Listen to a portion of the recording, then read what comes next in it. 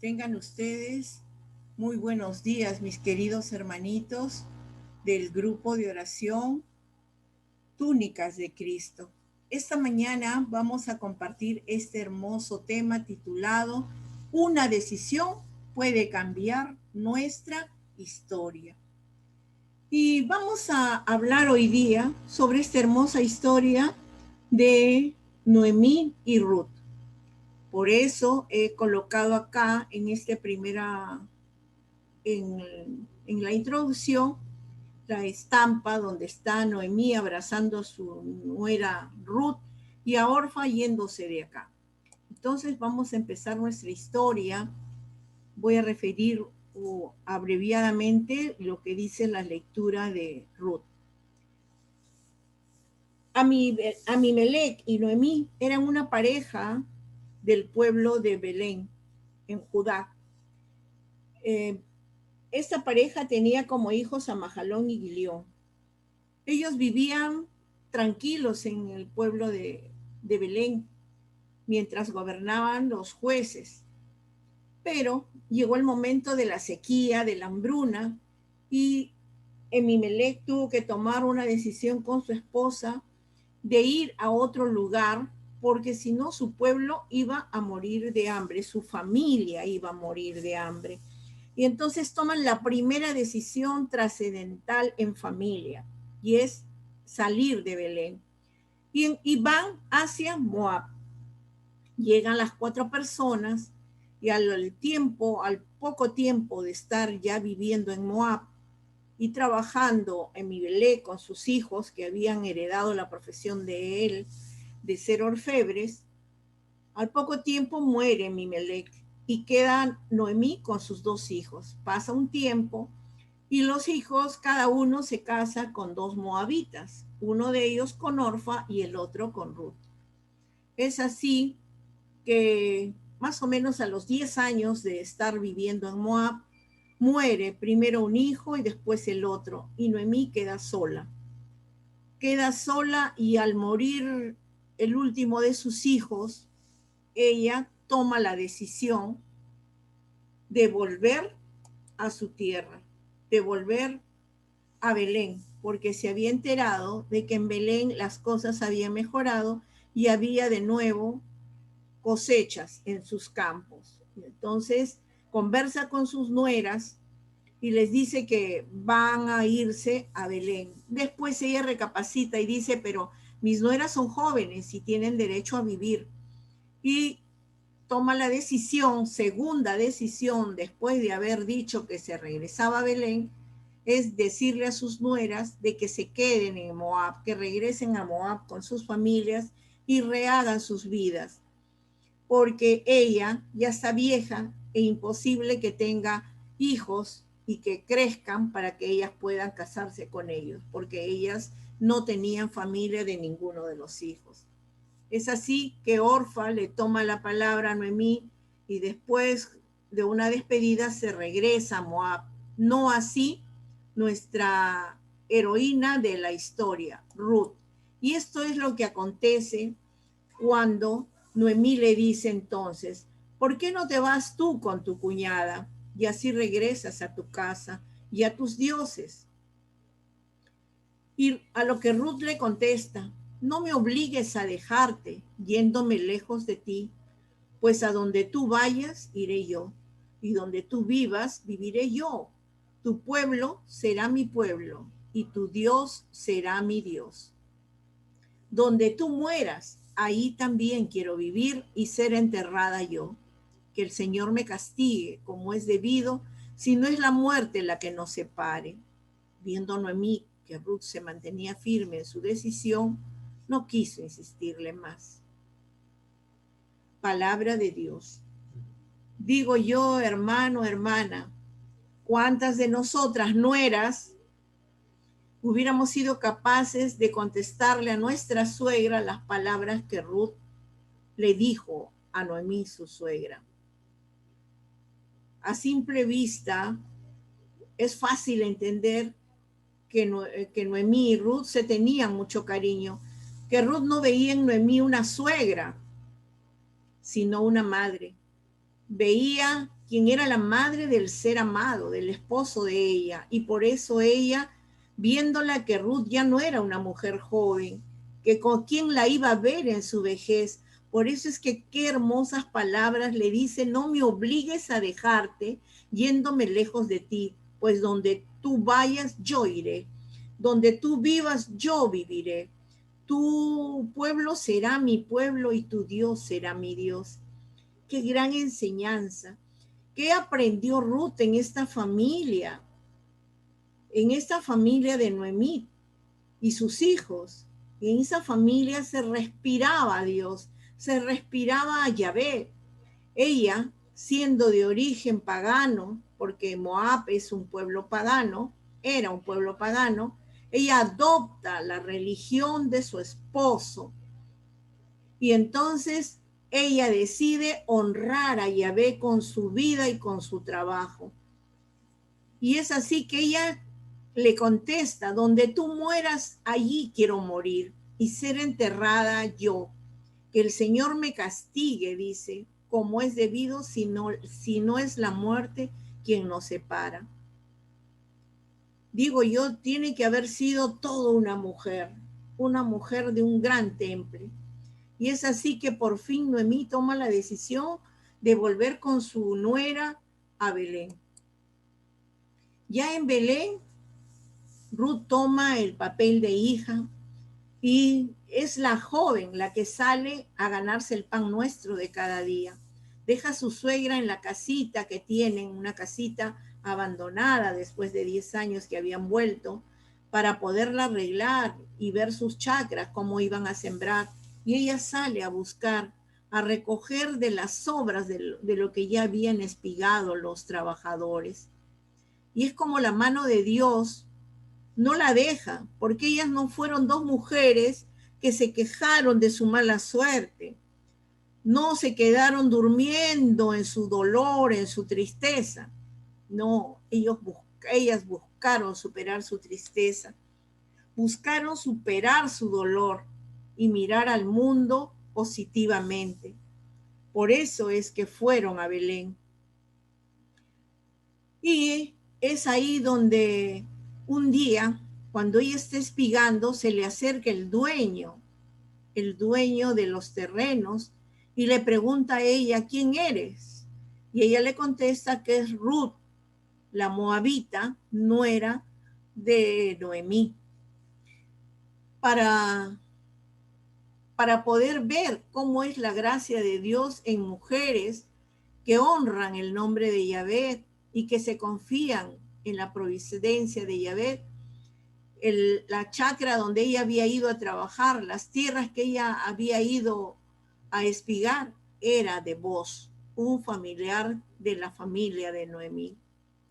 Es así que él le dice que tiene autorización de espigar solamente en sus tierras, que ella no busque otras tierras. Y le dice a sus trabajadores que le dejen granos para que ella pueda cosechar no solo las obras. Y también les da orden que le den sus alimentos mientras ella está trabajando. Ella se ve muy agradecida y cuando llega a casa le comparte a Noemí lo que había pasado, y le dice que es Boz el dueño de esas tierras. Y es así que Noemí ve la mano de Yahvé, la mano de Dios obrando en la vida de ellas como una retribución a tanto dolor y a tanta necesidad. En esos tiempos existía la ley de levirato.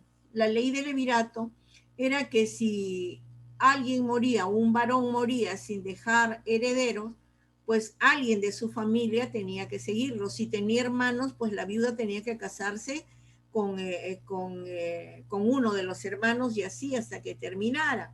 Si no había hermanos, tenía que ser con un familiar cercano. Y es así que vos entiende que Noemí tiene que ser rescatada por un familiar. Pero él le hubiera gustado ser él el principal que tenía el derecho al rescate, pero era otro primo de él que tenía el derecho al rescate. Entonces es así que él muy inteligentemente lo espera junto con los ancianos de la ciudad al otro familiar para poderle hablar sobre si iba a hacer uso del rescate o si se lo trasladaba a él. En ese momento llega el familiar y vos le dice que ha llegado Noemí y que como no tiene descendientes, él tiene que rescatar a Noemí, que tiene que rescatarla a ella y a sus tierras. El familiar le dice muy bien, yo la voy a rescatar.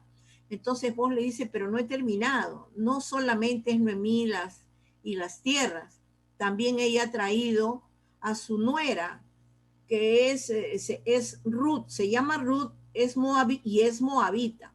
A lo que el familiar le dice, no, entonces no, no, te delego te delego para que tú puedas rescatarla, yo me retiro. Entonces, en esos tiempos se estilaba que se firmaba un contrato, un pacto, entregándole la sandalia al que le estaba otorgando el derecho. Es así que el familiar le entrega la sandalia a vos, y es así que vos llega y pide la mano a Noemí de Ruth.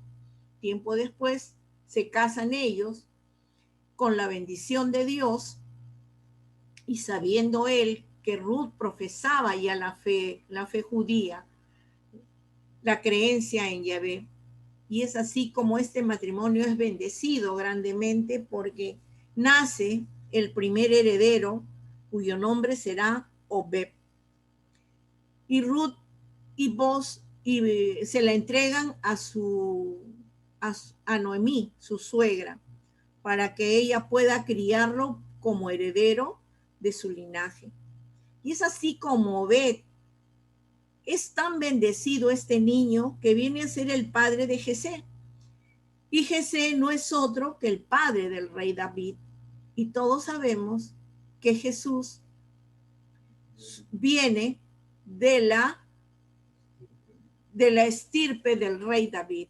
Por lo tanto, miren ustedes cómo todo lo que ellos vivieron, todo el dolor que pasaron, todo el sufrimiento, todas las necesidades, y que su fe no había sido quebrantada porque ellas dos confiaban en la misericordia de Dios. Ellos se abrazaban a esa misericordia.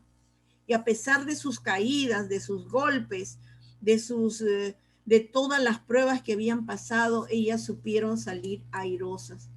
Qué gran ejemplo nos da todo esto.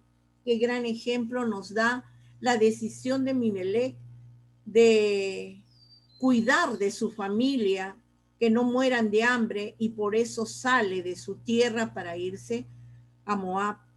Qué gran decisión la de Noemí de regresar a su tierra y dejar libres de compromiso a sus nueras. Qué desprendimiento de Noemí.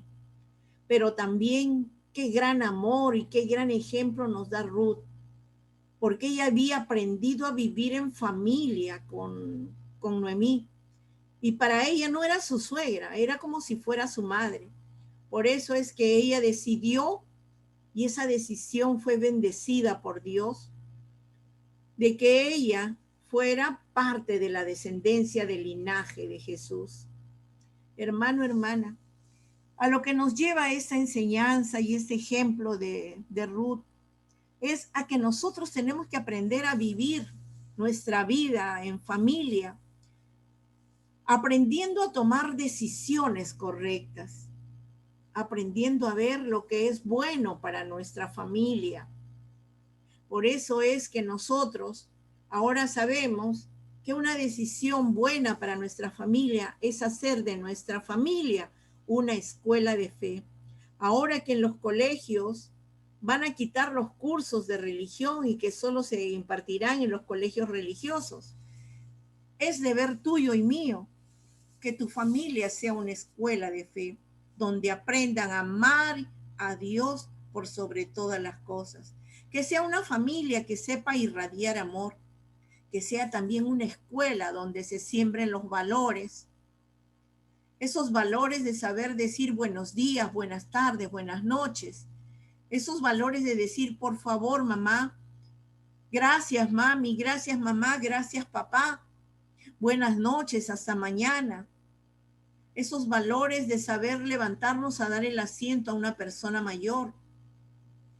a darle el rincón de una vereda cuando caminamos a una persona mayor. Esas son la escuela de valores que no lo enseñan en el colegio, que lo enseñamos en nuestros hogares.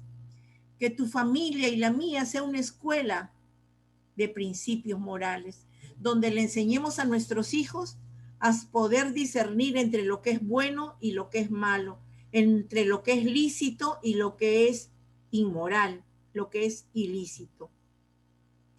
Que nuestra familia sea una escuela de valores cívicos, que sepa amar nuestra patria, nuestros símbolos patrios, que sepa amar a nuestros conciudadanos, sean esos de la sierra, de la selva, de la costa, del color que sea, de la raza que seamos. Somos hermanos y todos debemos luchar porque haya igualdad de condiciones para todos. De esos nuestros campesinos que labran la tierra de sol a sol y reciben sueldos miserables, mientras otros, a veces hasta con escasa educación, llegan a puestos políticos y ganan cantidad de dinero. Que tu hogar y mi hogar sea un santuario de vida, donde aprendamos a respetar la vida desde el inicio, desde la concepción, y que no tengamos el derecho a truncar una vida, ni siquiera en la vejez. No hay que desconectarlos, no estamos, nuestra iglesia no está a favor de la eutanasia. Hermano, hermana, enséñale a tus hijos esos valores y ese respeto a la vida. Enséñale a tus nietos, enséñale a tus seres queridos. Que tu iglesia, que tu familia sea una iglesia doméstica. En este tiempo de pandemia donde nuestros templos se han cerrado, muchos de nuestros hogares se han vuelto iglesias domésticas. A través de la misa por Facebook, a través de estas pantallas que nos da la modernidad de la tecnología. Podemos participar en la misa, podemos participar en una adoración al Santísimo, podemos reunirnos sin tener que gastar en pasaje, en movilidad.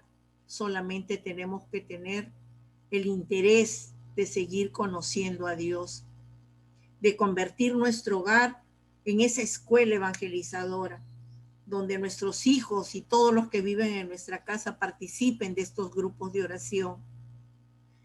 Que nuestras familias sean una escuela de santidad, porque es en familia donde debemos aprender a vivir haciéndonos santos, porque Dios nos dice, sean santos como mi Padre es santo. Hermano, hermana, es tu deber que sea una familia evangelizada, una familia que viva su fe, que la practique, que haga oración, que lea la palabra, que la discierna, pero sobre todo que la ponga en acción. No es solo hablar bonito, no es solo predicar la palabra, no es solo leerla y conocerla hasta de memoria, cuando no vas a amar a tu prójimo como a ti mismo, cuando no vas a compartir de lo poco, lo mucho que tengas con tu prójimo. Esa es la manera de evangelizar a nuestra familia, esa es la manera de ser evangelizadora, no solo dentro de nuestro entorno de nuestro hogar, sino hacia afuera, con los vecinos, con los familiares que no viven con nosotros. Hermano, hermana, es tu deber y el mío lograr que nuestras familias sean unas familias a los pies del Señor. Tenemos que orar a tiempo y a destiempo y a sembrar con nuestro ejemplo, como este joven padre lo hace con su niño, con su niña que está haciendo que duerma, pero él está orando. Como esta familia con el abuelito y posiblemente la abuelita al otro extremo, están dando gracias por los alimentos que reciben. Como esta familia que se reúne al torno de una imagen de la Virgen a rezar el Santo Rosario. O tal vez también los domingos y fiestas de guardar, como esta familia, esposo, esposa y sus 6 hijos, participando en una misa en tiempo de pandemia, en una sola banca, las 8 personas. Ese es evangelizar con el ejemplo. Eso es asumir su rol de sacerdote, de sacerdotes en el matrimonio, enseñando a nuestros hijos con el ejemplo. Qué mejor manera de dejarles esa herencia de Dios en sus vidas. Hermano, Te invito, como dice acá el lema, cuando estemos de rodillas, nuestra familia estará de pie. Es que eso es el poder de la oración. En las buenas y en las malas no nos olvidemos de doblar nuestras rodillas y orar a Dios dándole gracias, alabándole y bendiciéndole por lo que es, por darnos un día más con vida. No dejes de orar por tu familia. El enemigo no tiene familia y sus planes es destruir la tuya, destruir la mía. Y dime, hermano, hermana de túnicas de Cristo, ¿le vamos a permitir al enemigo que destruya nuestra familia? Yo creo que no, no se lo vamos a permitir porque nuestra vida ya se lo hemos entregado al Señor de señores. ¿Verdad que sí, hermanos? Y qué mejor ejemplo este con el que me despido. José, María y Jesús en oración. Esa es la manera en que tú debes vivir con tu familia, en oración. Jesús será Dios, es Dios, es el Emmanuel, el Dios con nosotros, el Salvador. Y sin embargo, mírenlo, arrodillado con sus manos juntas, orando. ¿Y quiénes fueron los maestros de Jesús? Pues José y María. José y María. Y María decía, Él es Dios, que duerma hasta tarde y que no haga nada. No, Jesús ayudaba a su madre y ayudaba a su padre. De José aprendió la profesión de carpintero. Entonces, hermano, hermana, educa bien a tus hijos, educa bien a tus nietos, habla ya con tus hijos casados, hazle ver cuál es el camino de la santidad, cuál es el camino que espera Dios de cada uno de nosotros. Hermanos, quiero darle gracias a Dios por ustedes, por cada uno de ustedes y de sus familias. Quiero darle gracias a Dios por esta mañana compartiendo con ustedes. Quiero darle gracias a Dios por cada familia de ustedes, de los que se reúnen y de los que no se reúnen porque a lo mejor ustedes no los han invitado a todos. A lo mejor hay hermanos acá que escuchan y que no están siendo considerados. Hermano, que tu corazón se abra para ser un pastor y poder atraer de nuevo a tus hermanos que se han retirado. Oh Jesús bendito, a todos y cada uno de ellos te entrego, a los que están presentes y a los que no están presentes.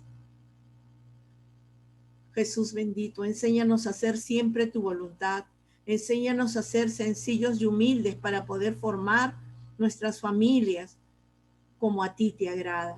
Enséñanos siempre a hacer tu voluntad y no la nuestra. Gracias, Señor. Gracias por esta mañana. Gracias por este tema que hemos podido compartir juntos. Y les dejo a todos con la bendición del Padre, el Hijo y el Espíritu Santo. Desciendan sobre todas las familias del grupo de oración de ustedes y del mundo entero. Amén. Su hermana Paula Sotelo del grupo de oración Nazaret se despide de ustedes con mucho cariño. Sí, hermanos, que la bendición de Dios quede con ustedes. Será hasta muy pronto. Que Dios los bendiga. Hasta pronto, hermanos.